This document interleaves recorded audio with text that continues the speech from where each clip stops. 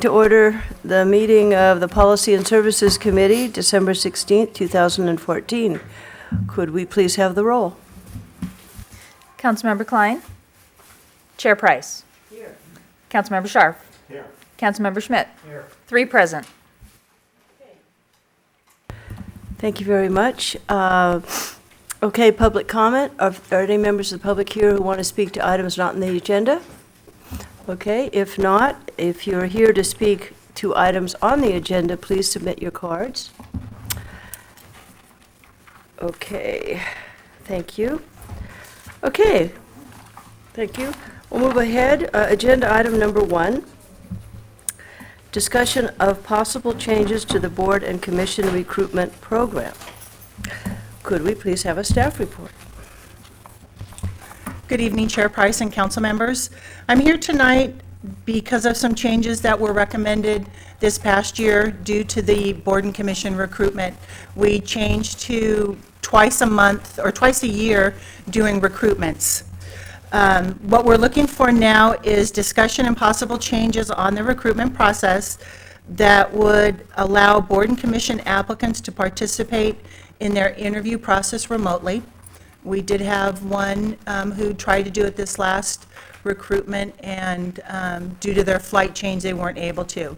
That is the first time that we've done that. So we're looking for advice from you if that's something that should be considered. The second thing is scheduling board and commission appointments after city council election during council election years.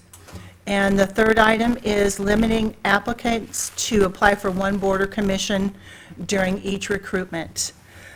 Going back to the board and commission interviews, like I just said, we had one applicant who wanted to do his interview remotely, and we had set it up, but he couldn't do that. So we're looking to see if this is something that council and policy and services would like to entertain. For council, it is limited for their participation remotely. It's supposed to be in an emergency situation. Would you like me to go through each of these individually or just all together? Okay. The second one is board and commission appointments after elections. We had an applicant who applied for both the council, was running for council, and had applied for board and commission. Our suggestion is to either make the appointments after, in the election years after the election, or possibly change those boards and commissions that end October 31st to have their period end at the end of November, so that there is no conflict and we don't have to wait. The one problem we've had consistently through the years is applicants applying for multiple boards and commissions at the same time. That is more of an issue now because we do group them to twice a year for applications. And we have in the past tried to get applicants to pick one. This time, the 3 applicants that had chosen to apply for multiple boards said, no, we want council to do that. And council eventually told us, no, have them pick, and that's who we'll interview them for that board. So that's the end of my presentation on this one.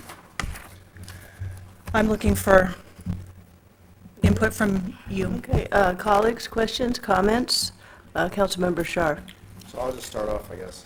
So I think this is all judgment call. I don't think we should allow boards and commission applicants to participate remotely. I think it's too difficult for them. I think it's too difficult for us. And you don't get a good sense of people without actually getting to meet them and talk to them.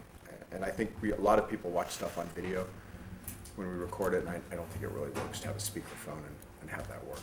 So I'm not in favor of that.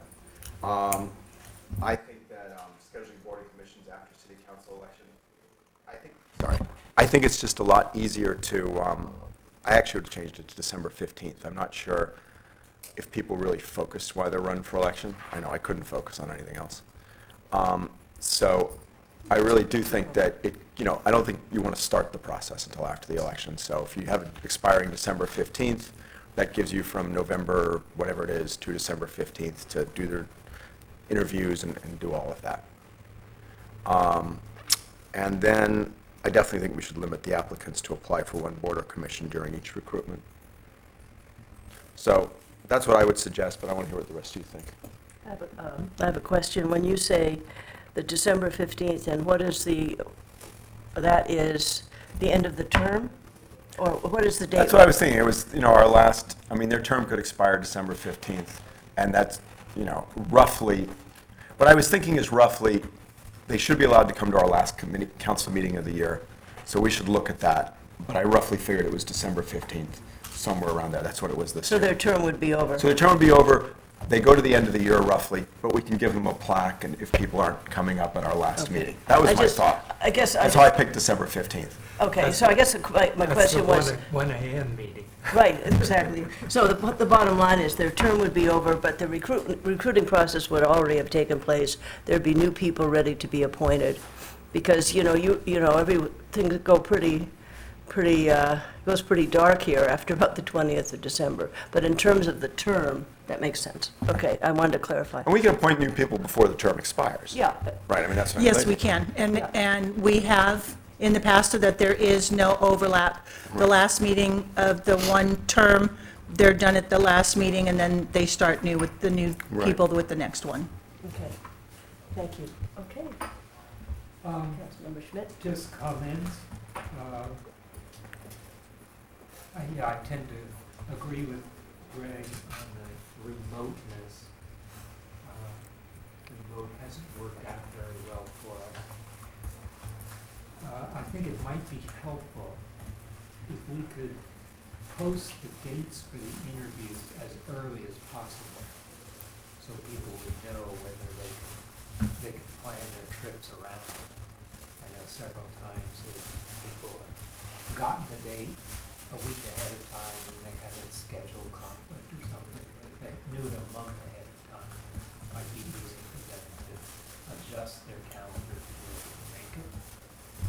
We do try to start the recruitment process 6 weeks before the end of the term.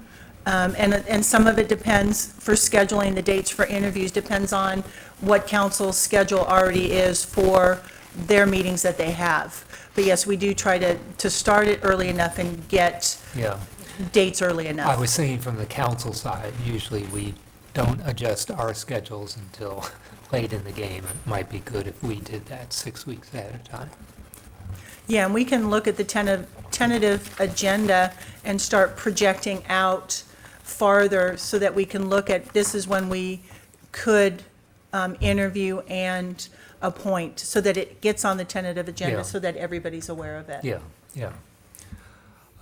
Point 2, I guess I was surprised, you have the boards and commissions that have the terms ending October 31st, yet we just appointed 4 people on the Historical Resources Board in the fall, and yet their calendar is April.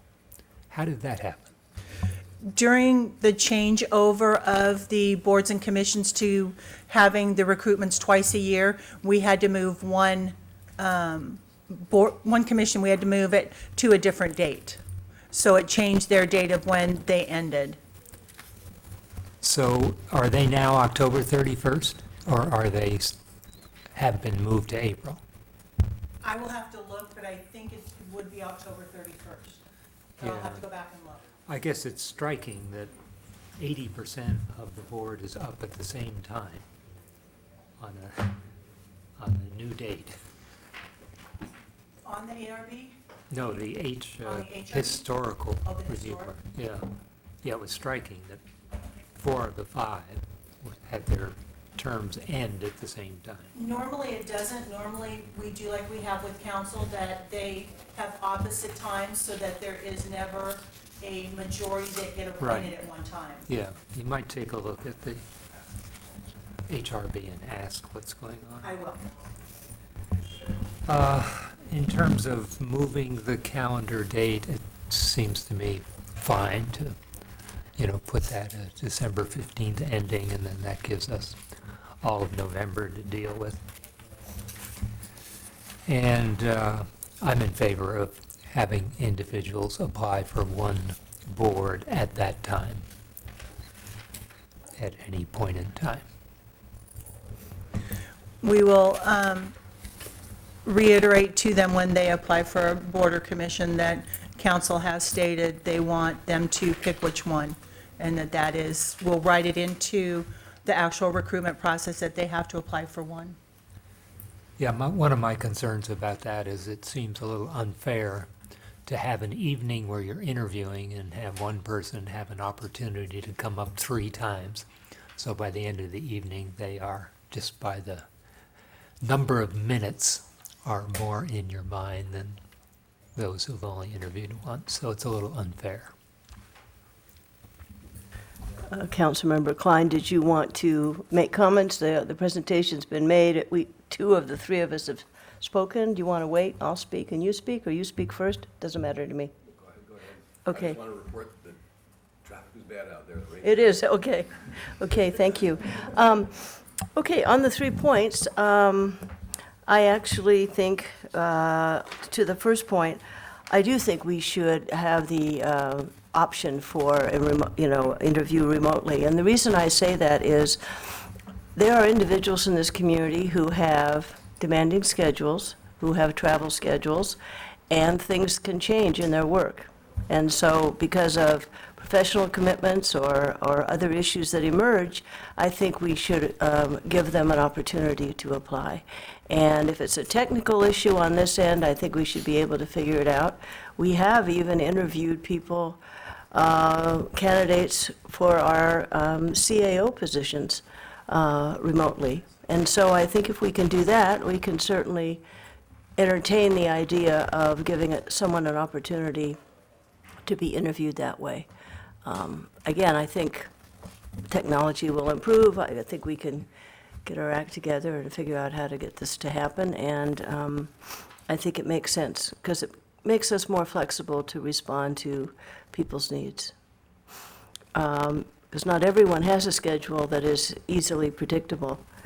I agree with my colleagues on the other points in terms of changing the date. December 15 is fine, and applying for one position makes sense. I think a candidate needs to commit and not say, well, whatever one I can get on, I want. No, how about the one you want to apply for, just apply to one. So, and by the way, I think the staff report was very clear, very well written, and very good presentation. Thank you. Well, I agree with what I've heard. I just have 2 minor exceptions. One is that I still think we want to discourage people from interviewing remotely by Skype or whatever, so I think we ought to have language in there parallel to what we have in our council protocols that says we discourage it. But also I'm concerned that the person has to verify to us that they're out of town. I don't want somebody interviewing from home here in Palo Alto just because It's easier. it's easier. Yeah, right. Maybe that nobody would ever do that, but Unless they have 2 broken legs and well, can't walk or yeah. But I do think we want to add that we are expecting that anybody who does this either has a medical reason or is out of town. We can do that. Did you have other Nope, comments about the those are other the- 2? Yes, yeah. Councilmember Sharp. So we actually have a slight disagreement on that issue then. I said I Yes, don't we think do. people should be able to interview remotely. Councilmember Schmidt agreed with me. The 2 of you think they could. You take a more restrictive view, I think, or Gail are maybe the same. I'm I much was more unclear. flexible. I actually could be convinced, but what I don't want is I don't like the fact that they're just on a speakerphone. Now that we have this new space, actually, I mean, if they were on the screen and they were, doing it by Skype or something like that, I actually am probably okay with it, as long as Councilmember Klein said, they're interviewing remote, I mean, they're actually out of town. I think our council procedures, as we found out, are a bit of a problem at times. Oh, yeah. So I'm not sure we want to mirror those, because we may want to change No, those next year. Just mirroring the intent of what the. Right, I think it was that they have to be out of town, right? I mean, if they're out of town on business or they're out of town on vacation, or it doesn't really matter, as long as they're out of town. Well, I think that you're right in pointing out Given the technology now, I don't see yeah, why I anybody mean- shouldn't be on Skype rather than Yeah, audio. absolutely. Right, exactly. So I think, Yeah, we can tell them that it would be limited to Skyping, and with the new technology that we will have in here, Right. it'll make it a lot easier, because we will have some large screens in here. but that means they're not calling in from their cell phone. I mean, they have to have a computer or whatever it is that they can Skype from. Correct. You know. Did you have comments, since the tides are shifting here a little bit? Do we need a formal motion? I think we do need a formal motion, Yeah, okay. but we're just waiting to hear from, I can make it if you want. Yeah, why So- don't you go ahead and So I would, craft it? I would, first of all, make the motion that we do allow board and commission applicants to participate in the interview process remotely as long as they are available through Skype or a similar technology, because there's a whole bunch of them. And that they have to actually be out of town. Fair enough? Yeah. And then that we schedule the boards and commission, actually, no, I would say that we change the expiration from October 31st to December 15th for boards and commissions that are currently expiring October 31st For their terms? for their terms. And then we limit applicants to apply for one board or commission during each recruitment. I think that covers it. Is there a second? Second? Okay. Any discussion?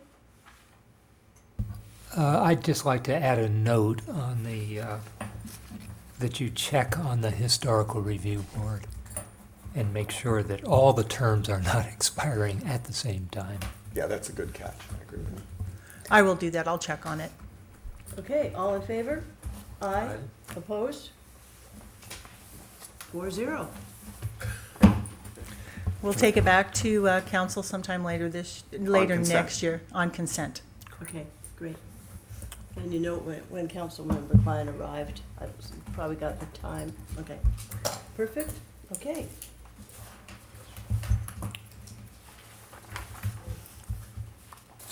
Okay, agenda item number 2, discussion of the cost of various forms of city council and standing committee minutes. Could we have a staff report? Sure. Back in September 2014, on the 23rd, Policy and Services met, and one of the things that you wanted us to bring back were the costs of verbatim, sense, and action minutes. We currently have a transcription contract that's been in place for 3 years. That is for $24,000 a year. Their hourly rate is $32 an hour for regular transcription, and for rush transcription, it's $36 an hour. That is for something that is minutes that are required within 3 days' time. We do have, under our current contract, they are supposed to provide us with 2 transcriptionists that are strictly to be typing our minutes for our boards and commissions and the council meetings. So they don't have, although they have an array of transcriptionists, we do have 2 that are dedicated to us. Currently, the municipal code states that we are to produce sense minutes. So if there is a change requested by council, we will have to go back and change the ordinance if we move from sense to verbatim minutes.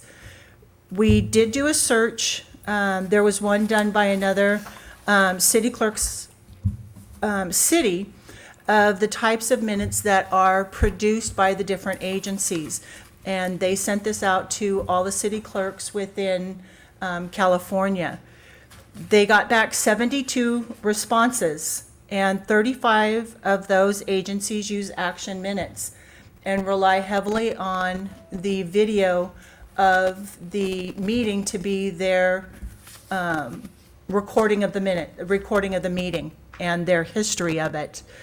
35 use action minutes, which we do also produce. Within a week of the meeting, we put out the action minutes, and that's just the motions of what happened.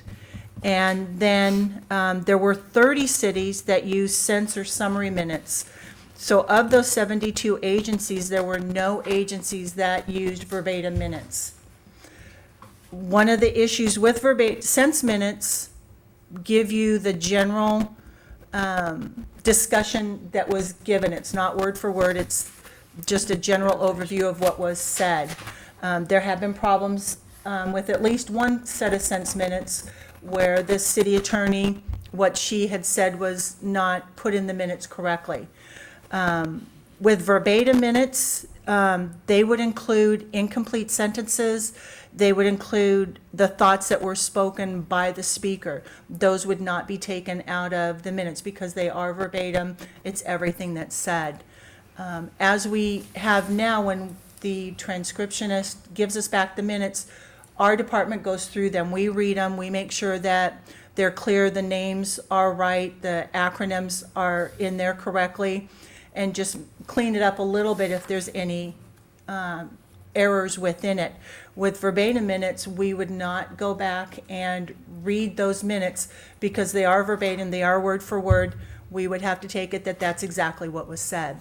So there would be some time saved with the department by not having to review the minutes if they were done verbatim. We are good with whichever way the council decides to go with the minutes, whether they're sense or verbatim. Because they are contract, it would not cost a whole lot more if they were done verbatim. There is a little bit more because it does take more time for the transcriptionist to do verbatim. And that's the end of my report. Okay. I have one member of the public. Why don't, Herb Borak, why don't you address us, please?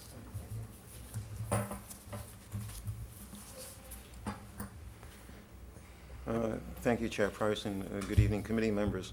I'm opposed to a change to just action minutes. I believe it's important to have a historical memory of why decisions were made and what the issues in debate were, to have a more extensive written record than just action minutes. In fact, have had different kinds of minutes than the ones that have been discussed. We've discussed so far verbatim minutes, the current sense minutes, and action minutes. When Councilmember Klein was previously on the council, the sense minutes were more extensive. And some people remember them thinking they were verbatim, the extent. And those minutes probably took longer to produce than verbatim minutes. They took up less paper, but they had more of a sense. And when Gloria Young was city clerk, I guess having some pressure to have budget reduction, that made the recommendation to have these less extensive sense minutes. And when you're making changes, it's not just the cost that you want to see, but you want to see the comparison of what the different minutes look like. Utilities Advisory Commission originally had, in addition to verbatim minutes, staff went and provided an executive summary of the minutes, which was went through several iterations before it met to the satisfaction of the initial Utilities Advisory Commission as to what an executive summary really should be. So they knew what was required. And then at some point, staff stopped doing it, and the vice chair of the commission took on that responsibility. And then when a new vice chair arrived, he decided it wasn't his job to do that work, so they stopped the executive summary. You may want to look at, I guess you'd have to go back to the 1980s to see what the previous sense minutes look like. And if it's a question of labor, then maybe just do sense minutes. But I think the analogy is not a perfect one, but the story of a kingdom where the grain supplies for the year would feed the entire kingdom, but most of them had some kind of poison that would make people crazy. And the question was whether you would mix it all together and give everybody some of each, or whether you hold off some of it that was uncontaminated. And the king said, well, we should hold off and just give some people the uncontaminated grain so they would know that everybody else was crazy. And it seems to me all you've got is your decisions, and sometimes they might be bad decisions. If you had that history of why it happened, you might be better served. We've had a high turnover in staff. Often we have single-term council members, and we have council term limits now. It's unusual for a council member to return again and serve, so that historical memory in people's heads isn't there as much as it was before. And it's important, as Councilman Klein is indicating, a time limit that, yeah, well, I don't have, there's no timer, that having that written record is important. Mr. Borak, thank you. Okay, colleagues, comments, concerns? Councilmember Schmidt. Well, let me just make a plea for verbatim minutes. As I understand the material in front of us, the current minutes we get cost $24,000 per year. Verbatim minutes might cost a third more, $32,000 a year. Is that accurate? Our current contract is for $24,000 a year. We may or may not use that total amount, but that is what the current contract is. Yeah, I guess I'm surprised at how low that is. And it seems to me a bargain. Now, we're talking about verbatim minutes with lots of pages, lots of old-fashioned print cost and so on, which might be an issue. But I just talk about my own experience. The PTC, which have verbatim minutes, I find to be extremely valuable, and I can read through in half an hour what would be a 3-hour meeting, and I come away having a sense of the personalities of the people on the PTC, the questions that they ask, the responses to questions that I might ask that save me the time of doing it. They take me a step deeper into the information, and I find it a valuable and good experience in dealing with land use issues. The utility minutes, which is as an equally important part of our considerations, come usually in the form of a 1 or 2 page summary. And I have no sense, if you ask me who's on the Utility Commission now, I would struggle. Who asks what types of questions, what issues have been brought up at the last meetings. I can't respond. It's a blank. So it seems to me if you look at the sense minutes of the council, turn to page 23, packet page 23. Just read the second half of that page. Maybe we don't make much sense, but I read that and I can't figure out what's going on in that dialogue. So it seems to me that if we want to give the public something that they can track historically who said what and why, how this decision was arrived at, what they meant when they made this decision, the verbatim minutes allow you to do that. I think we owe it to the public. I think we owe it to the boards and commissions that we invite to spend their time working on city issues to give us insights into their perspective of the city. If we don't have verbatim minutes, we've lost a good portion of that. And why it's lost, it is available on tape, but the ratio of time is like 6 to 1. So I am, given the cost we're talking about, $32,000 per year, I think it's a straightforward issue. Period. Okay, Councilmember Klein.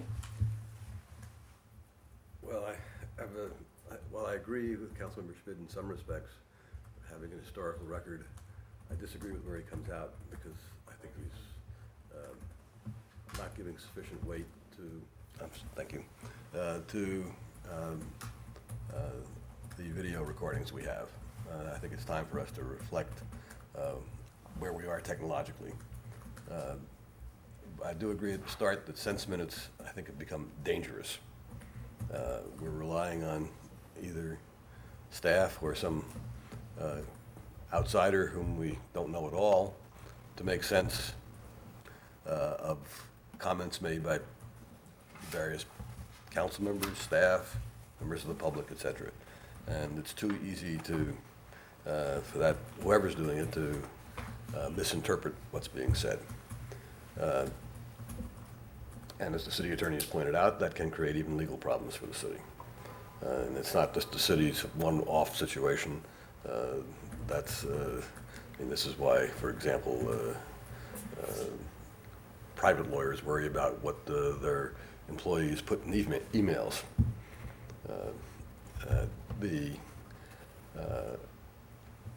So I think that the worst choice is the sense minutes we presently have. Then the choice is between, for me anyway, is between action minutes, which at least half of our colleagues cities use, or the verbatim, which none of our colleague cities use. And I think that when you're in such a minority, you have to look as to why would we want to be such an outlier. I can't see the reason anymore when you can readily consult the videotapes, which actually convey even more information.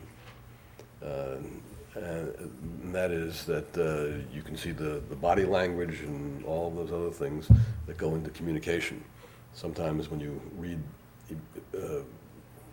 verbatim discussions, you lose sight of that, particularly when you have a variety of languages spoken in your community. You have people who have all types of accents, and that gets lost when you're just having verbatim minutes. So it's not a lack of historical record, because it is going to be there. And I think that we ought to go to really where the technology is taking us, which is action minutes plus having the videos available for forever. Okay, Councilmember Sharp? So, it's funny, I actually come out where both of you are. Of course. No, I mean, I think sense minutes, I think we're all pretty much moving in the direction that doesn't make sense. I haven't heard from you yet. And I would agree, I don't think sense minutes make sense at all. I like the action minutes in that they're quick and easy to see what the motion was, what was done. And don't you produce those while you're at the council meeting, basically? We start to, and then by the end of the week, we go back and listen to the tape to make sure that we've got it all clean and cleaned up and correct. So action minutes doesn't take a lot of time, right? I mean, I think no matter what, we should do action minutes and have them. I mean, I think it should be available, they should be easy. I don't want to wade through 30 pages of a transcript to find where the motion was and what was said. So with that said, I also think we should do verbatim minutes. And not for the reason that it's an historical record, because we do have that on the video, for the reason that when you're trying to figure out what was said at council, and when we go, and oftentimes we have meetings that we take up the subject, especially on study sessions and things, you'll want to read through it all and say, this is what happened. And I'm with Councilmember Schmidt. I don't know, I'm sure you have looked at those videos, but it takes like forever if I go through the video, unless there's a specific section of something I really want, and it's not that long. But oftentimes you have to wade through, and I have to find it exactly on the thing and go back, and I find it to be incredibly annoying. Whereas reading through the document seems really easy to me. So I think it's worth having the verbatim minutes, but I definitely think we should have the action minutes. I'm fine if the action minutes are actually the official record. I don't know how we do that. I guess I wanted to ask the city attorney's office that. Is if we did both action minutes and verbatim minutes, does it make a difference what we call the official records when we put them in? Do you put them both together, or how would that work? I know you haven't probably thought about this, and I'm putting you on the spot, so. It's going to be discoverable, Greg, you know that. My Oh, I know it's sense, discoverable. my sense is that so long as you have both, you could designate both the official record, unlike a situation where you have sense minutes that are in contradiction to the underlying record. If you wanted to include them both together and label them the official record, they would. So what Molly indicated when the sense minutes came in wrong was that because we designated them the official record, the fact that the video contradicted that didn't matter. And so we always have the video, and we could designate the video as the official record. It seemed to me that that's really what the official record should be. And that's what we should basically, I'm not even sure we need to approve the minutes then, because that would be the official record. And then we should have the action minutes and the verbatim minutes, in my view, as something to look at, frankly. Because, I mean, I assume someone could transcribe the verbatim minutes incorrectly and make an error. That's right. And I'll tell you, I don't think anybody, I mean, Councilmember Schmidt may, but I think most of us are not going to read them unless we have a particular thing we're looking for when we approve it as the official record. So I guess I'm looking for, and maybe we don't need to make that decision, but I am thinking that at some point we should have you should make a decision about how we should structure what's the official record. So anyway, so that's my thoughts on it, and I'm going to Okay, I concur with Councilmember Klein on this. I think that action minutes are appropriate. We are required to have documentation of our public hearings and all of our meetings. And I would say we always have the option of having something done on a verbatim basis later if it's needed. But I don't think we have to detail that in terms of our existing practice. Yeah, there have been times where the city attorney's office has asked us to have the transcriptionist go back and do it verbatim. So that option is always there because we do have the videos and they can go back and do them verbatim. Okay, it seems to me that that's a safeguard and it's an appropriate approach. What I'm having trouble understanding from my colleague on my right is, see, that would be me, right? that would be you, I'm a little dyslexic. is why we would actually go through this motion twice. I mean, you have the action minutes and now we say, and we want the verbatim minutes, and I just feel that it really adds a lot of additional work. And we always have the videos. These are always available. And I think it's a sufficient record. So for me, just to answer the question, it's not a matter, the action minutes are so easy to do. I think the marginal cost of not doing them is silly because it's really easy and that's what most of the time I want to look at. But for me, and it's not an historical record, it's not having a record of it, it's as a tool as a council member and frankly for the public as well. And I mean, I hate to use the word, transparency Do for not the use that word, 4,000th thank you. time, right? Yeah. But I mean, I do think it's much more transparent for people to be able to pick it up and say, this is what happened if they didn't attend and they don't want to watch the video. As Councilmember Schmidt said, I can read through those things in half an hour, whereas watching the video it's hours. You know what our council meetings are like? They're 6 hours. It's real time. Go through the experience twice. I mean, I'm not going to do that. And also, I'd much rather read what I say than watch me. I hate watching myself on TV. I don't know about the rest That of may be you. the reason, yeah. Well, So, so yes, question to the city Councilmember Klein? manager, Can you make the videos, can we make the videos more searchable? Did you, The videos are put online by the media center. And they only have a limited capability of making them searchable. We do have Minute Track that we do our agenda process through. And our hope is that when they redo the room where we do the videotaping now, that the machine that we use to put the videos into that program, we can actually use that program during the meeting. We can mark it, and then it would be more searchable. So that the technology is there. We just have to wait for some of the further construction within City Hall. Sometime, I think, in the next year or so, that room will be upgraded, that we can put that equipment in there to use it. But using the media center at this point, it is not searchable, because they're now on YouTube. So what you're saying is, it is feasible to have, even with the software that's available now, to do a preliminary,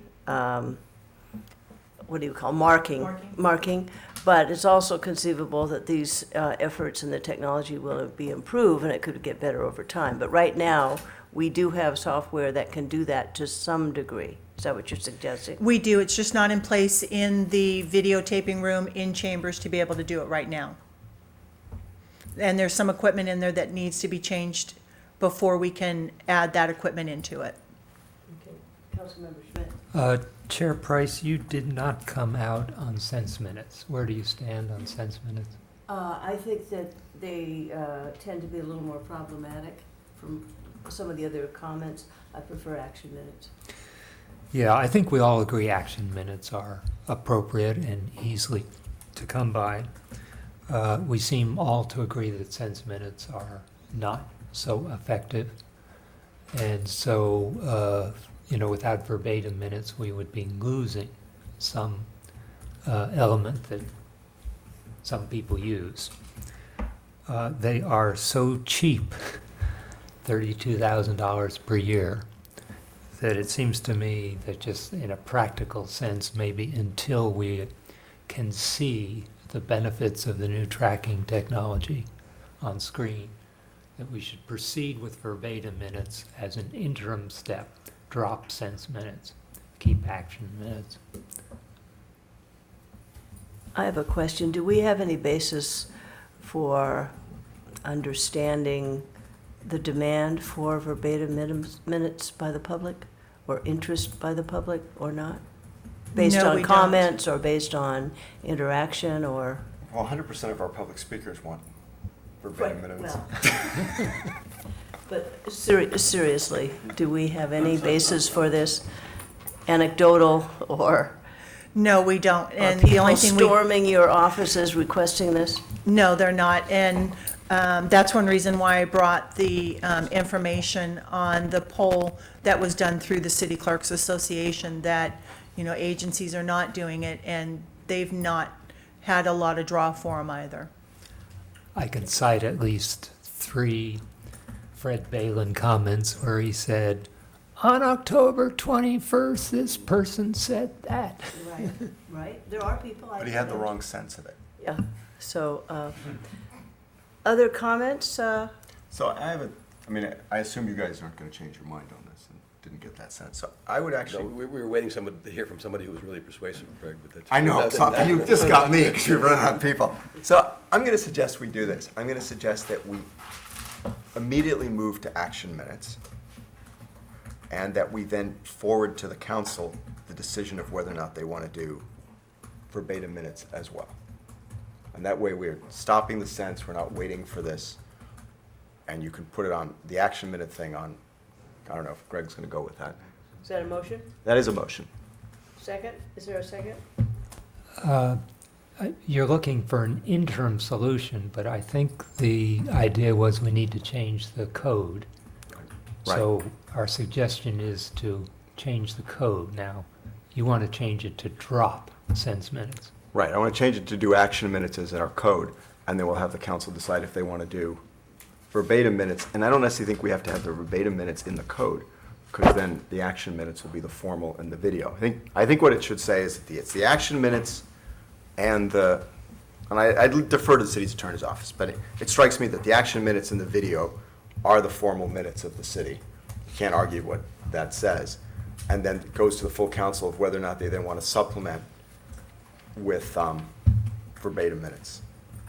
I don't know if that has to be in the code, but I don't think it does. I think you could just transcribe them and have them around. Yes, City So Manager Gee? would the process itself, would the intent of this motion ask us to bring the recommendation from the committee to the council with the change in the code at the time of the council meeting, so that if the council wants to take up the motion, as you put it, favorably, they could enact that change right then and there, and then subsequently have a schedule a discussion as to where they are in verbatim. Otherwise, the other option is, no, you just take the concept of this to the committee without that change. They have this discussion about it, then we would come back with an ordinance change. You know what I mean, subsequent to it. So I'm just trying to get So I this- guess I viewed it as, you go ahead, you draft the ordinance, and you work with the city's attorney's office to what's best, but it's action minutes and the video, that's what I read most of the clerk's office, is the formal minutes. You put that on consent, you go with it if Greg's there. And then you also, on recommendation of this committee, at some point, put something on action. So, on the, well, I guess we don't do consent items on the first meeting, but on the second meeting of the year, we could then move to the action in the video. And then, depending on the schedule, at some time in January, if you can get it, you'd bring it to the full council of whether or not they also want verbatim minutes. Got it. Is there a second for that motion? I'll second that. Okay, you want to speak to it, or the seconder want to speak to it? No. Okay. On this element of the discussion, did you have comments? Question, if you turn to the city council minutes, what does it currently say? Minutes shall include a record of all business discussed at regular, it's packet page 21. Thank you.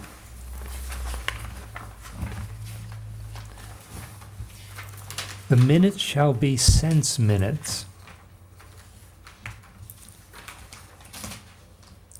Now, are we asking them to drop this code section and to replace it with the minutes shall be action minutes?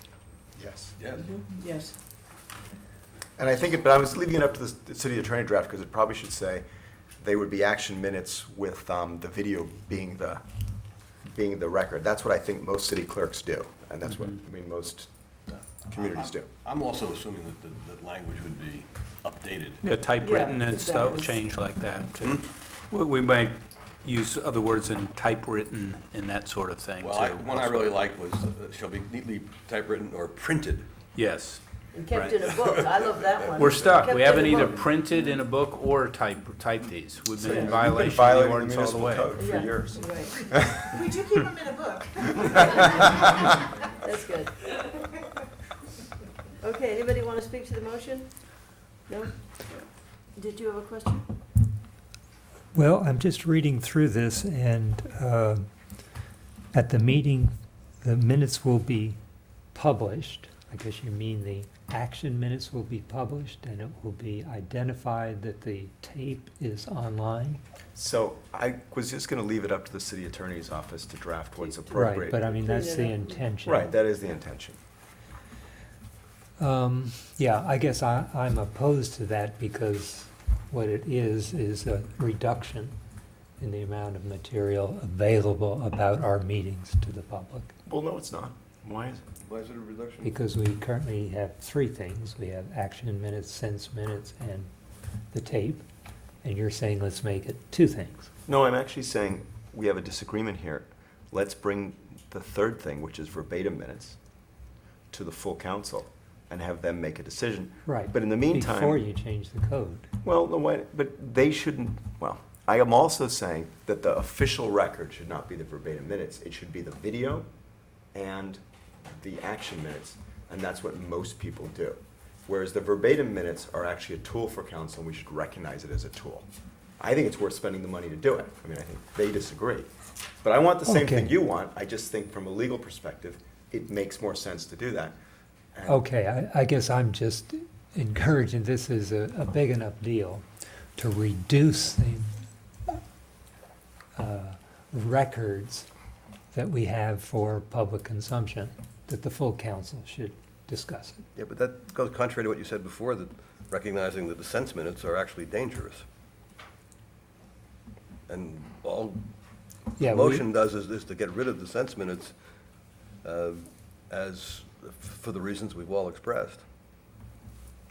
I agree with that, but I think that is trumped by, we are recommending that the amount of historical record of our meetings be reduced. And I think before we go that, we should have the council discuss whether they want verbatim minutes or not. So that's not what we're recommending, though. I mean, you and I No, are no, both no. recommending that we have verbatim minutes. Right. What we're trying to capture, and maybe you disagree with that, but what we're trying to capture is,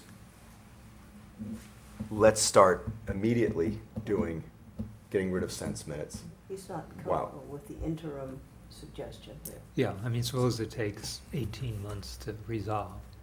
Well, I'm We are- assuming the city We manager are can bring going it. through a period of time of 18 months where we're reducing the amount of Where'd 18 information months the go? public has. Could we have a Well- commitment for the city manager to get it within, 45 days to council? 60 days? Yes, I think, I mean, certainly that can be done, but I mean, we would do that, but I mean, let me make the argument that the thing that unifies the committee about this is the recognition that while sense minutes provide more detail, they're also potentially a less accurate historical record.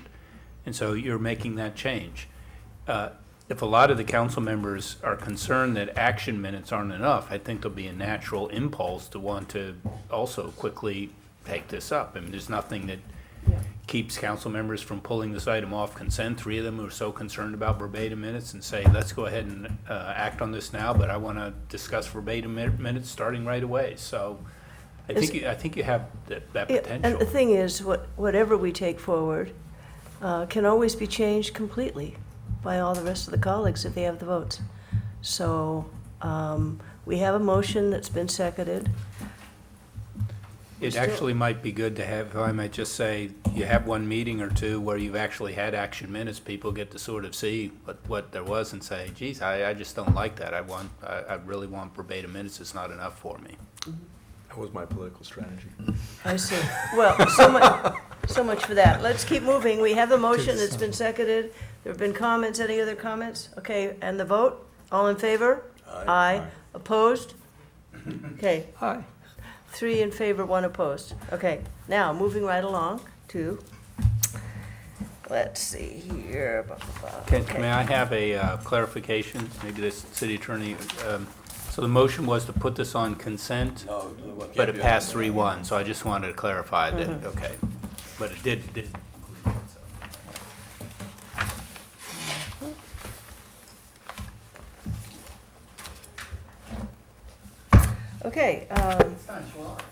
Okay, the next item is, Where's the champagne and truffles? update municipal percent for art policy, including proposed ordinance and revised procedures. Welcome, and could we have a staff report? Yes, thank you so much. Elise DeMarzo, manager of the Public Art Program. Thrilled to be here this evening. As you all may recall, a year ago when the Percent for Art in Private Development ordinance was passed, we did promise to return to council with a revised municipal policy so that we were in parity with what we were asking the private developers to do. So in looking at that, there were a number of issues with the existing policy, which has been in place since 2005. There were amendments made to it in 2011 to try and tighten some of that language. But in general, because of the vague language, there was a lot of staff time spent going back and forth trying to determine which projects applied and which ones did not. Another challenge was that the funds remained with the project budget instead of being transferred to public art, and were essentially tied to the site. So we had a lot of very small budgets tied to the site, and there was not as much control of funds for the public art. And it didn't address the pooling of funds. And another issue that came up quite a bit was that in the course of pursuing grants, that we weren't asking for the funds for Percent for Art in those grants. So we had these large impactful projects that were taking place that essentially yielded no funds for art, which were missed opportunities. So what we've come back with is an ordinance that is in parity with the private development. Staff has been consulting with OMB planning and of course legal to come up with this and with Public Works to really inform this this ordinance and the applicable policy that would go into place. So the main changes of the ordinance and the policy would be that it applies to all CIP projects, less the list of exemptions, which is there.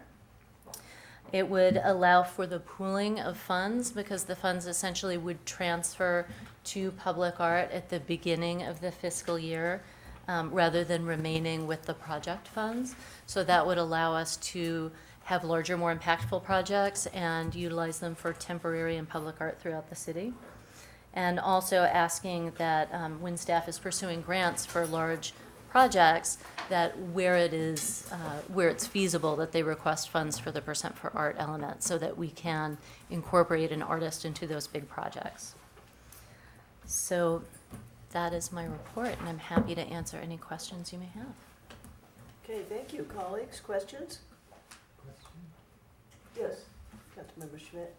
We're talking just about the municipal side, not the private side. That's correct. This is just for municipal projects. And you point out, it's very nice, you pointed out that last year we got $30,000 out of $25 million contracts, and because a lot of our spending is on management controls and sidewalks and streets and things that don't generate art. But you say we could have, following these criteria, we could have gotten up to 90,000, 3 times as much.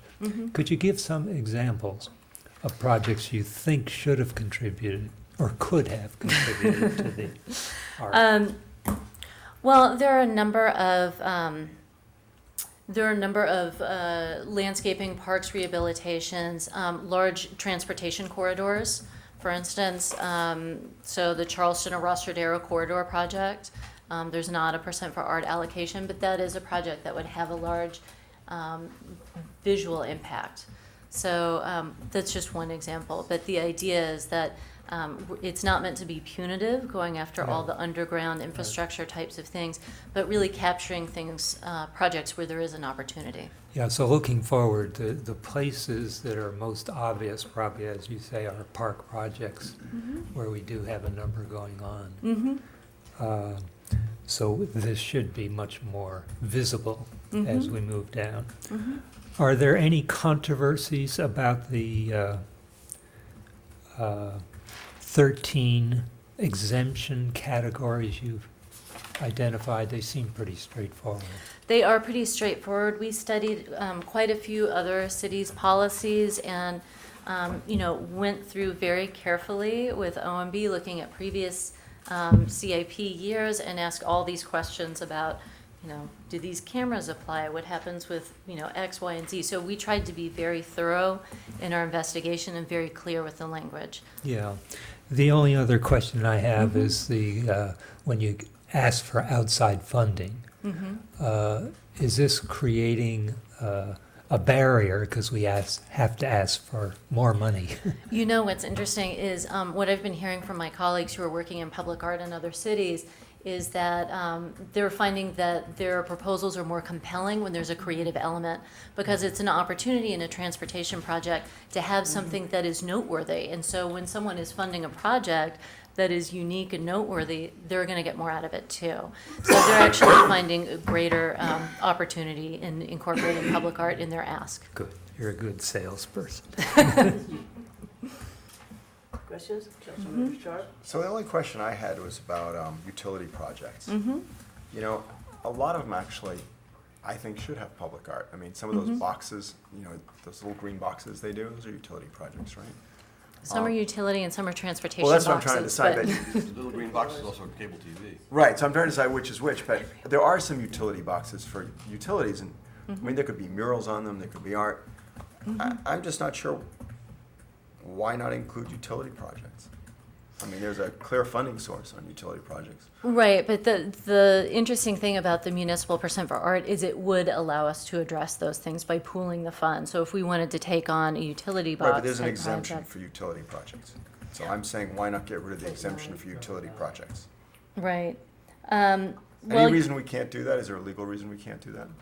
No. Okay. So then. there's not a legal reason. I think the idea was just that those utility projects can be quite pricey, and so that would be, Not too much money for art. that would probably be a whole different ballpark as far as the funding. I mean, you're asking me, there's you never don't want too more much money money, f- you for don't there's want more money always, for there's art, never at too least. much money for art, but this is what was negotiated. I can certainly go back and explore what that number looks like. Big number. But, yeah. Greg, I think the language there really covers it, with utility projects, except where the project includes construction or reconstruction of the building. Right, no, I was thinking there, these little boxes, and I'm thinking there's a bunch of utility projects that actually would provide I'm thinking a substantial amount of money for public art if you did it. And you could create much better and more impactful public art by doing that. So I just have a question here. Based on what you said, is that the way this is going, we're not precluding ourselves from that opportunity. Of addressing the utility boxes? Absolutely not.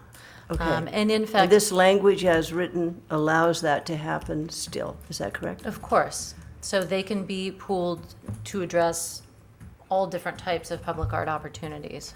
And in the master planning process, utility boxes will probably be something that we discuss. But what I hear is that the pooling would allow the application of art to a utility box, but it wouldn't allow a utility box or some project, let's just say that, contribute to the art. And I think that's what the issue is. And I'm just wondering if there isn't some language under 2 dealing with repairs and things that are more specific to utilities. If we exclude emergency repair projects of all kinds.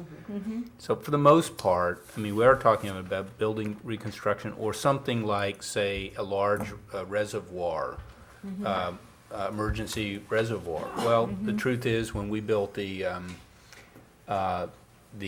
pump station down at the creek, we built a public art component into that particular project that actually makes it kind of distinctive.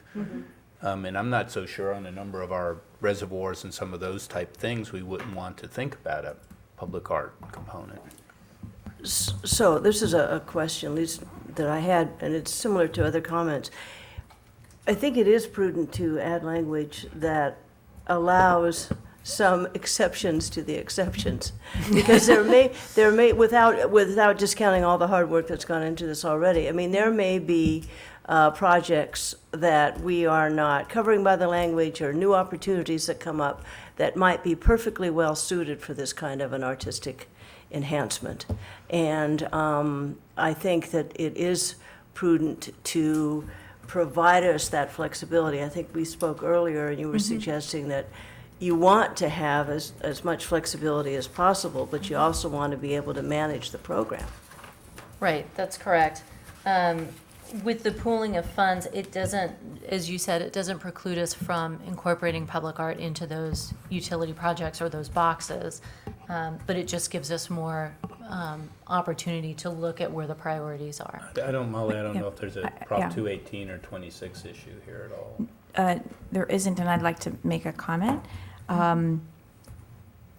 So we could add language that would allow the council, that would explicitly say that the council could authorize additional projects to be a source of funds, not just to receive art. But it isn't necessary to do that. This isn't a limiting ordinance. It really sets up a process where this will be done automatically and as a regular course in the preparation of the CIP. But it doesn't prevent the city manager from proposing a CIP budget that adds art at a higher level than 1% or adds art to additional projects that are exceptions under the ordinance. So you're saying it doesn't have to be, it doesn't have to be stated, it's understood that you have that flexibility? That's kind of amazing to me. Well, this is an ordinance that talks about how the city is organizing itself. It's not an instruction to any third parties. It doesn't create any rights or obligations. And you set the budget every year on an annual basis. So you're saying that it's your policy that you're going to be setting aside 1% of the CIP for these projects.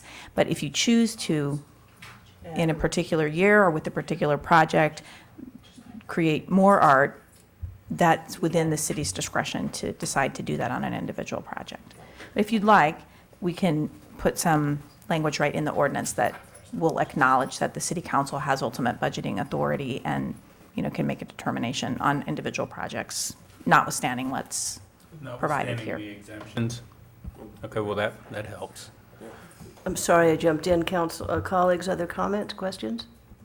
So, Yeah, Councilmember Klein? I think with that addition that, I think that Elise and her colleagues have done an excellent job. I think this is where we ought to go. So I will move approval of the proposal with the additional language that the city attorney has suggested. Is there a second? I'll second. Okay. Any discussion? Okay, all in favor? Aye. Opposed? Okay, passes 4-0. Thank Great, you. thank you.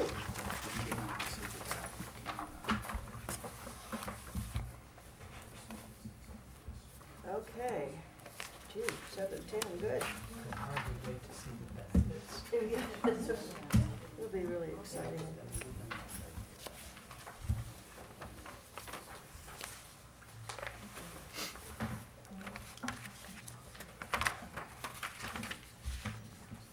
give myself $2 for finishing early. Okay, agenda item number 4, recommendations for 2015 City Council priority setting process. And the city manager, I'm assuming you're going to lead this, kick this off? Yes, Madam Chair, and then I'll defer to the committee. You all, the council has had more of a hand in shaping why we're here than the staff. Just taking you back real quickly, a couple of years ago, you decided to try to get more specific about how to define a priority. You also wanted to limit the numbers, but in particular, and why we're here, you also specifically recommended that we collect the council and new council member elects suggestions for priority by the beginning of December each year. And we go to policy and services to get a recommendation from policy and services to the council as to how you might want to conduct the priority setting process. Now, if you just sort of recall, I think we put this in the staff report, years ago, the priorities maybe were a little bit, could be more all over the map when we get to the meeting, and there'd be lots of different priorities and how they get grouped, and you used to do the dots technique and go up and stick all of those things, and in a lot of ways, by the definition that you've already applied in the definition of a priority, the move to try to limit them to 3, no more than 3, at least in my perspective, the suggested priorities from the council members seem to more naturally be aligning, that it hasn't really argued for a very complicated direction as to what the process ought to be. If you recall last year and everything, last 2 years, I think, even said, let's not do the dot sort of technique. It's kind of clear. I think ultimately there were some motions made. But I would turn that over to you if there are some specific directions you would want us to make. We would take those back to the council for their adoption. And then secondly, there's the question I'll defer to Councilmember Klein and some others where we work with some subcommittees or whatever. Do you want to make any effort to sort of pre-organize or pre-group what we already have from the council in advance of the retreat itself into, some array, themes or whatever?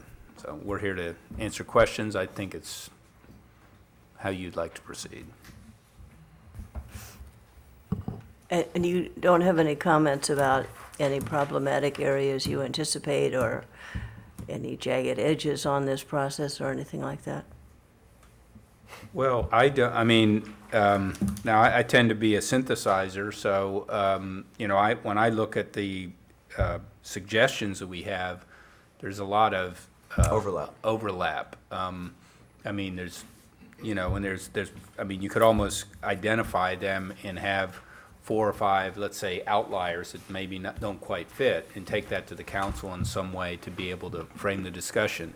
Now, I think, as we always acknowledged, even though your desire to collect these in advance, it doesn't preclude at the council meeting anybody as a representative in a public meeting to say, well, I've just thought this is actually what I think a priority I'll be. So there could always be things that come in after the fact, or when the council sees and hears from other folks, you might want to think about things differently. So I don't think this is an issue that needs to be really overthought that much.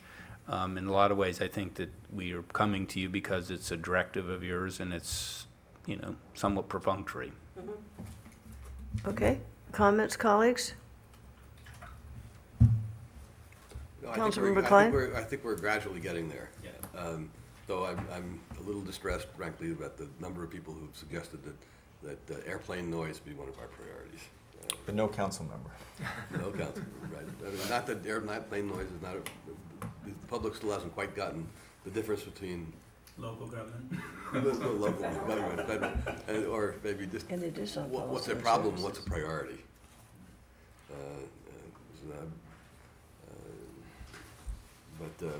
But we're getting there. So my only suggestion would be that we direct the manager to do his synthesizing numbers so that help the council to get started on their process and whenever the meeting is in January. Seems like it's the natural groupings. I think we should just choose 3 and tell council that's all they can discuss. That is set a nice framework from the beginning of the year. Yep. Probably Councilmember Klein and Councilmember Price ought to just identify what those. Right, let's be done with it. Let's just Because, move on. I think we're conflicted out, so why don't we just have them choose? No, well, I want a priority to increase the pensions for retired council members. I actually want a minimum wage for journalists.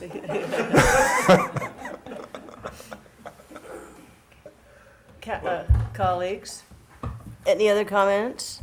So I think Yes? the two choices are whether or not we want to do some synthesis or just give it to the city manager to synthesize.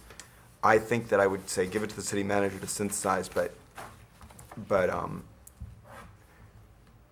I guess I want to know what you mean by synthesis. I assume you're going to put down, you're not going to exclude anything that's, there's a couple of one-offs here. And I think those should be brought to the council, even though they only have 1 vote.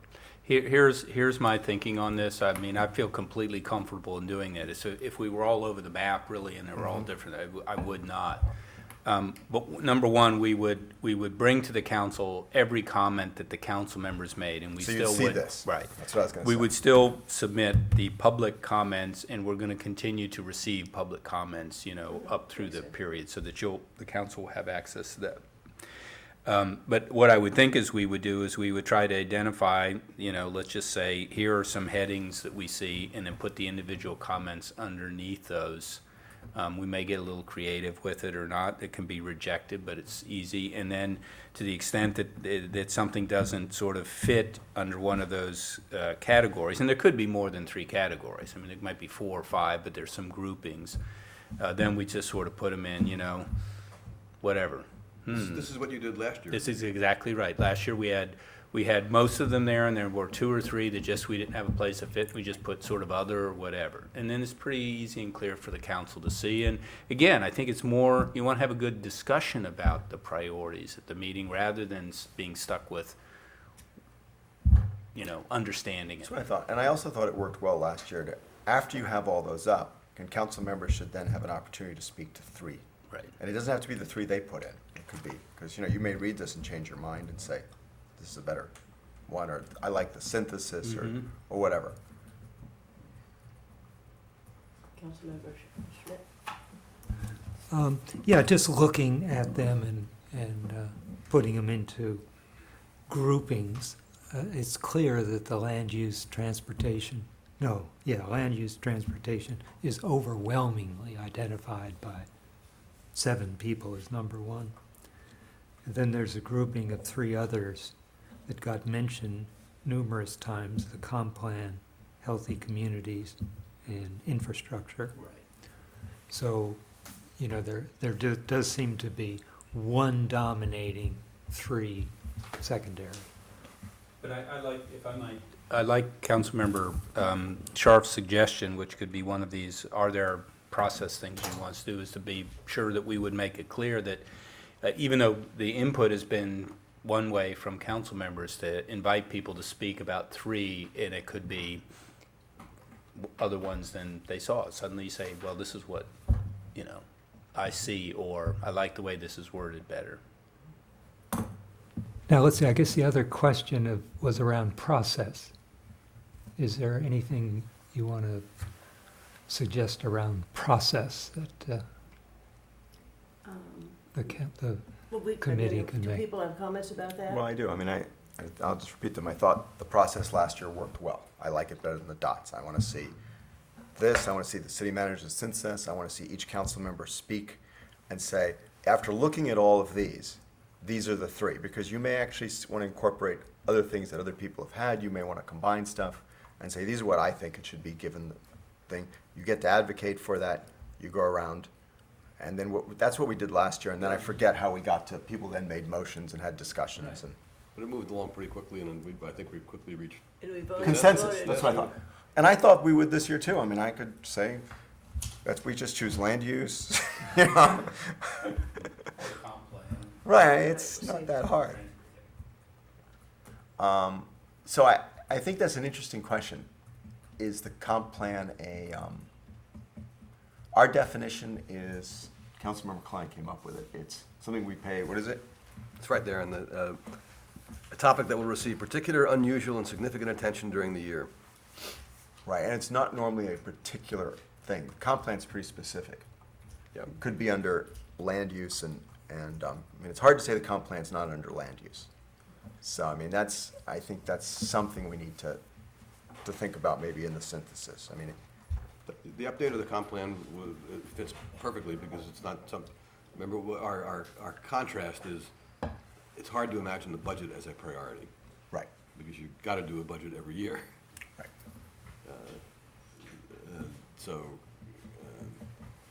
But the comp plan, you don't do every year.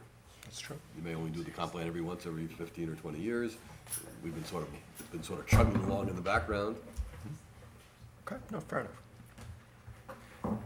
If I just remembering the process and everything, last year it worked efficiently and, freed up time, and I would think going forward, freed up time that once the priorities are set, then there's time for the council to get in more detail about what that means. When we say the comprehensive plan or whatever, people have different ideas of schedule or timelines or depth. And you remember we have to populate the priorities actually into a work plan to get back to the council sooner than later. And we've made a lot of progress on that, but still last year, it wasn't until almost May that I had a full work plan. And I'd really like to be in a position where we have enough discussion with the council at the retreat after you've set the priorities about pieces of that we could pretty quickly, like within a month, turn that around into an actionable work plan that, again, we can then take to the council. And I think that's where the more interesting discussion will take place. Well, I'd like to note that I think you need to have a discussion of what people mean by comp plan. Because I was really taken aback by Pat Burt's comment, number 2, complete new comprehensive plan, which to me was a big surprise as compared to his previous remarks about just updating the comprehensive plan. So I think you ought to push him as to what he really means by that.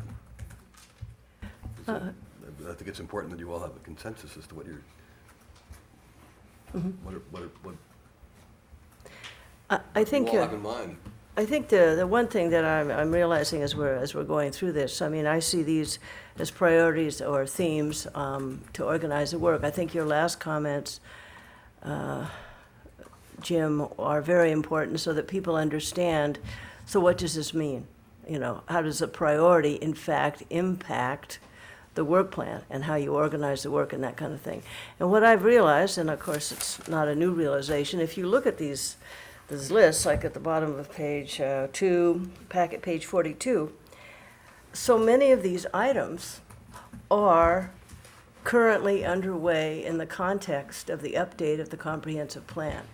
So I guess the question is, how is this different from the effort that's being expended already? And I think if it means it's a different set of attention and emphasis as it impacts a schedule, that's one thing. But so many of these issues, we have so many items going in parallel right now, which are addressing many of these things. I don't think there's one thing here, maybe it's a terminology, well, reduce airplane noise, that's a bit of an outlier. There are other ways that can be dealt with. But, so I guess the question is, it's important to have this discussion. We've talked about it in the past. I think it's very valuable. But to not sort of overstudy or overanalyze it, because in fact, many of these items in the course of the current ongoing work plan are being addressed. And, the comp plan, update of the comp plan is required. We're required to complete this activity. So anything related to comp plan, in my view, is, well, that is required ongoing business, which we are in the midst of now. But anyway, it's sort of some of this is a bit of a semantics thing, and how do you frame it so it is meaningful, and how does it impact the work plan and our priorities in terms of policy? Well, I think it's good that actually the priorities are, for the most part, flowing out of the conversations and the focus and the work that the council is already doing. Right. Actually, I'd be quite disturbed on the one hand if everything was, from Mars or something. Right. On the other hand, your definition of priorities did try to distinguish between the budget and something that has, like you sort of said, a 3-year sort of horizon of focus. So I would say if 6 years from now we're still working on the comp plan, it starts to have fallen out of the priorities area into just a baseline thing that we're dealing with. So there is some desire to be able to put attention and focus to these priorities and get some stuff done. And the other issue of, we did make a decision in the past, and I guess every council can revisit this, that is this for a 1, 2, or 3 year cycle? Because again, the quick turnover, we did make that decision in the past. Is that an assumption that's being made going into this retreat? Is it? I don't know. Is it? That it'll be a multi-year series of priorities? It's up to the council. Yeah, it's up to I agree with that. But I do think, obviously, as Larry, you at some point somebody may be able to make the case, well, that doesn't really meet the definition of priority, however that gets framed. And then you can have that discussion or argument about whether it's included or not. But it would be, there are a lot of new council members may not know that has Right. been what we've done in the recent past. And they can change that completely. I'm just saying. To make this really manageable as it impacts work plan and schedule is the point I'm making. Councilmember Klein? Well, to the two Gregs and Jim, sorry I won't be able to be there at the meeting. I know I could be, but. We could use an impartial UN observer or something, You might start with some background on this, because it is not a given that the city has to have priorities, and Palo Alto hasn't always had priorities. Your context.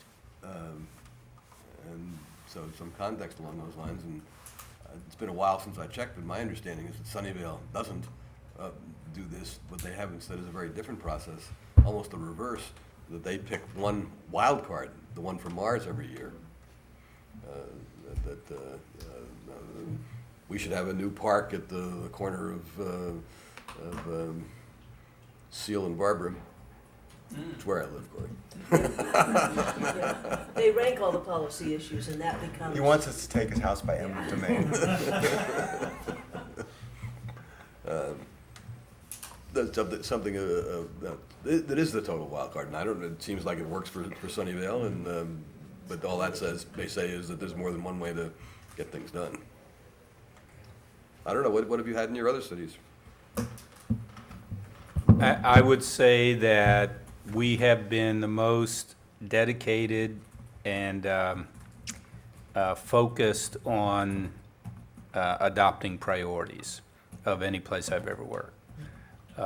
And I would say that there were a number of years where the staff really would have to generate priorities and take them to the council to see if the council would adopt them enough so that we had a clear sense of what we should be doing. And it's great that the council does this. And those of you who were here when I first came here, I've said it over and over during the interviews and everything, and that it was a big factor to me that the council actually had priorities, and I saw what they were.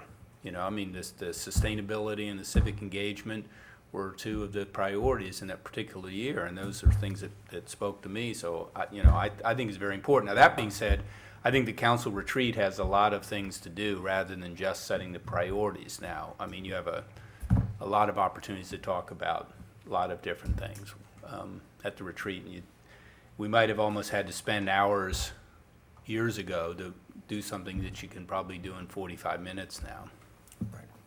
I just wanted to make a quick comment. What I think has always been a challenge, and maybe, again, the new council can decide what they want to do, is that once you have the priorities, then, having a working statement which describes what in the heck it is. And we did flesh that out in the past, because I think, lists and subsets and sublists and all that, it really doesn't do anything for anybody because people are not sure precisely what, or understanding, a common understanding of what the core issue is or the core theme. And I know last time it was useful to flesh that out. And quickly, the Sunnyvale system is they have many summaries of all of the policy issues and all the regulatory issues. They vote on them, and that's how they're ranked, and that forms the work plan. And they've done that for 30 years. Councilmember Schmidt. Yeah, I guess the goal of this committee was to help prepare for the council retreat, so might be good to just end up with a discussion of the timeline of this is our only meeting. There will be a check-in with the council, is that right, in early January? Yes, I think actually, I'll go back and look, but we might actually put something on consent or whatever, where they're just sort of summarizing where the committee was, and here's what we understood, and get the council to, as a whole, to endorse it, and particularly since we have 3 new members, and if, for whatever reason, folks feel the need to pull that off and talk about it more, we can do that. And then the staff will prepare whatever background material is necessary. That's correct. And we'll have that, what, a week, 10 days before the session? For sure, you'll be 11 days before now, since we'll be in the new year and the new schedule. And the date, you say, is tentative, but it's pretty sure that it's the 31st. The city clerk, I think, informed the council that date had been set aside. It's a Saturday, 8:30 to 3, you're starting at 9, and at the Mitchell Park Community Room, which is in a lot of demand, so we were able to get that. So if you said, well, we'll change it to another day and we want to do it there, you're probably out of luck, so. Okay, good. So far, we haven't, I asked her yesterday whether we'd heard any objections to that date. She said no. And you mentioned that there are lots of things that go on in the retreat. Do we have a notion of what part of the agenda the priority setting will be? I don't know yet. I mean, I think we always work a little bit with the mayor and vice mayor, on those topics and that sort of thing. But often we've done some introductory sorts of things before we've gotten to the priorities, as I recall.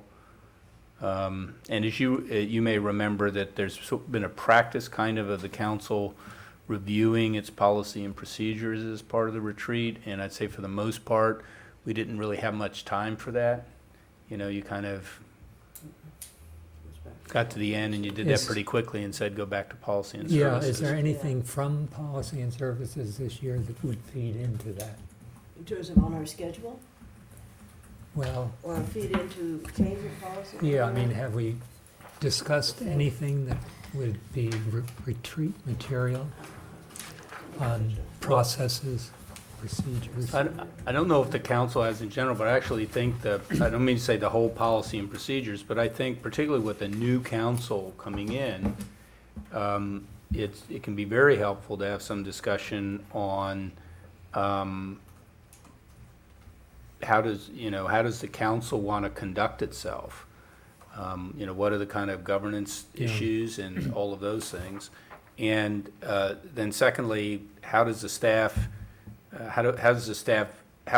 able to get the work done that the council wants to do? So what are roles that you might expect with the staff, and is how committees work, all of those things. I actually think we're due for we could really use an in-depth discussion about in both of those areas. Yeah, it might be good to identify that in the pre-material that goes out so people can think and be ready. And again, an agenda of how much time you want to. So I have a quick question now. So you're suggesting that you have kind of a cliff notes or abbreviated kind of key points to help acclimate the new members and to discuss with all of the council members, their basic procedural issues, climate issues, that kind of thing? Is that what you're talking about? Yes, and I mean, as I recall, the council has done that sort of thing before. I mean, you've had some discussions at your retreat about time management and those kinds of things. I mean, this is really the opportunity for the council to try to set the customs or the rules as to how you want to work together and get your work accomplished. And then ultimately, we've got to be sure we have clear processes for how the staff does that. So Yeah, it's a good opportunity, and it's the right We time. talked at length, I think, for 2 meetings, as to how to reduce the time of council meetings. Yeah, Yes, I do remember that. It sort it's of still worked. an issue. Greg Schmidt and I had all types of data, which Yes, I didn't remember carry that. the day. Yeah. Yeah. We worked until last night. It worked until it was blown Monday night, I'm telling you. Any other comments or questions? Do you have a good sense of what we've said? And okay, we wanted to take a quick peek at the schedule. Were people have any comments about this? I mean, there'll be a new configuration next year. And So do I chair. think. I think the new Yeah. configuration, Okay. new chair, it's sort of. Okay. Yeah. Okay. Well, it should be a moment where we end the first formal meeting at our new conference room, looking out over the plaza. Yeah. What a this is treat. really- It's a great view of the tree. Tree is Yeah. still there. Yeah. Well, thank you for having this. Well- I mean, We had to move the table because that hasn't come, and it's sort of rigged up the broadcast capability, but by January, it We should do be need a clock. finalized. Oh, yes, I agree. We were Yeah. just talking about that, a couple of them, yeah. Yeah. Okay, so this meeting is officially adjourned. May we say something?